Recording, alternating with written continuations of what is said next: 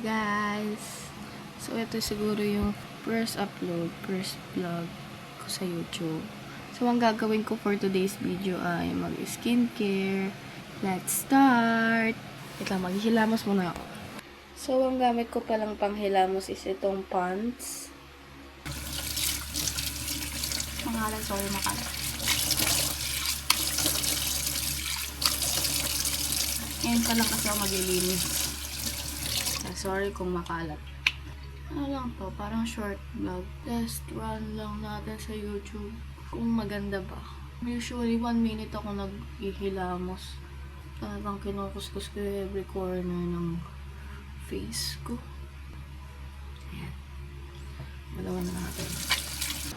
Usually, tatlong peraso talaga ginagamit ko sa face ko. As you can see, meron akong breakouts dito. Ayan, dalawa lang. Ayan, after ko mapunasan yung aking face, tuyong-tuyo na siya. Diyan na tayo. Dito. This is the Pond's Bright Miracle Ultimate Clarity Serum Narcisol. Wow! Ayan, favorite ko to since high school. Ginagamit ko na to. Iba pa yung packaging niya. Like, maliit pa siya, then white pa yung dipiga pa siya. Parang pang-apply. So, inuubos ko lang yung isang dip. Sobrang hilig ko sa Pond's na product. Kaya mostly ng skincare ko is Pond's talaga. Wow! Hindi ko na alam kung nakakailang bottles na ako. Pero ito, ubos na tong dalawa.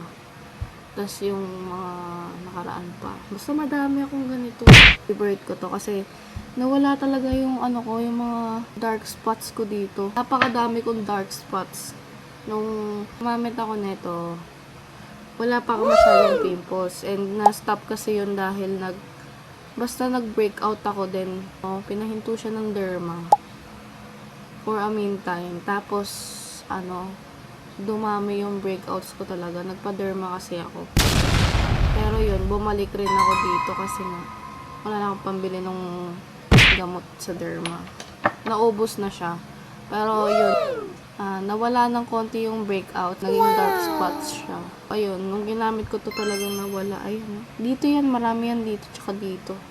Next step. Ito naman is yung Pond's Bright Miracle din. Bright Miracle Ultimate Clarity Serum Day Cream. Ayan, ganyan siya. Hindi ko masyadong bet yung dapat na ito sa skin ko. Parang undrying. Pero okay lang. Maganda rin naman siya. Ayan, parang alagkit na. Alagkit na kasi. After, hindi siya parang smooth.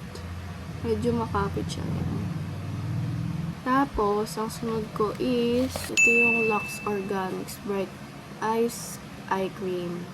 Konti lang. Ganyan lang. Kasi dito lang naman siya sa under eyes. Dalawang dot. Tapos may sobra pa. Nilalagay ko siya dito. Tsaka dito. Ang susunod ko na is Pond's ulit. Bright Miracle Ultimate Clarity Ultra Light Biome Gel Narcisol. Ayan, Narcisol din. Ayan. Ito yung nag-a-act na parang moisturizer. Hindi kasi ako masyadong nag-moisturizer sa umaga.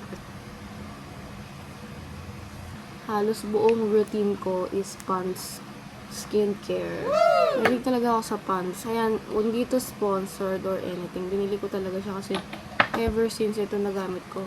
Ang next na natin is itong Belo Sun Expert Dewy Essence Sunscreen. Ito, Holy Grail. As in Holy Grail. Wow. Look at this. Nakita ko lang siya, what if i-try ko. Kasi mukhang maganda naman ang mga Belo products. So, nagustuhan ko talaga siya. Napakaganda. Lightweight. Wala siyang white cast or anything. Para lang siyang tubig na nilagay mo sa mukha. Nahinto kasi siya. Kasi parang napa-affiliate ako sa TikTok. Then, bumili ako ng Hikari. So, maganda tong Hikari, pero hindi ko siya ina-advise sa ilalim ng makeup. Pero kung, like, yung usual days nyo, yung normal days na dito lang kayo sa bahay, wala yung mga ginagawa, or Diyan lang kayo, bibili lang kayo sa labas. I recommend this. Kasi may tone up effect to. Basta magmumukha kang fresh talaga dito. Sunscreen na to. Pero hindi ko na siya masyadong ginagamit ngayon. Binigay ko na siya sa boyfriend ko. Ayoko siya. Nagbe-makeup ako kasi lagi.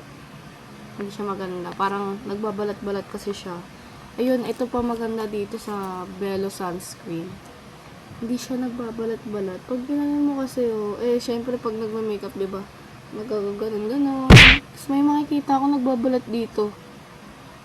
Konti lang naman ako maglagay ng sunscreen. Ganyan lang ang ginagawa ko. 2 finger method. Wala siyang amoy. Yun yung maganda sa kanya. Ayoko na masyadong may scent. Though yung pants may scent, pero okay lang. Sanay naman na ako dyan.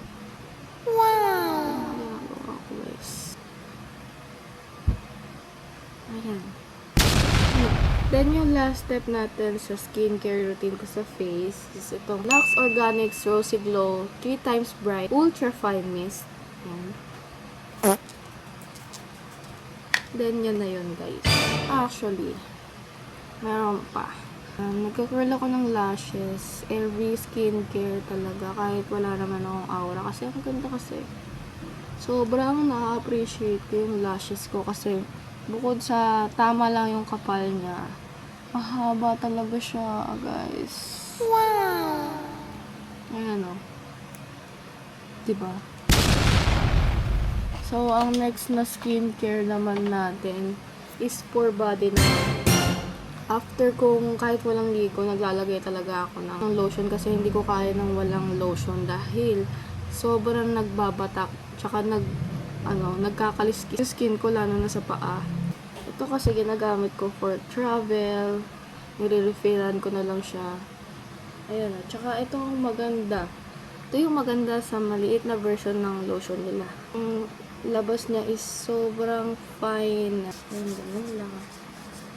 Baka naglalagay din ako, pero hindi ko nakapakita sa inyo. 7 pala yung aking skincare morning routine.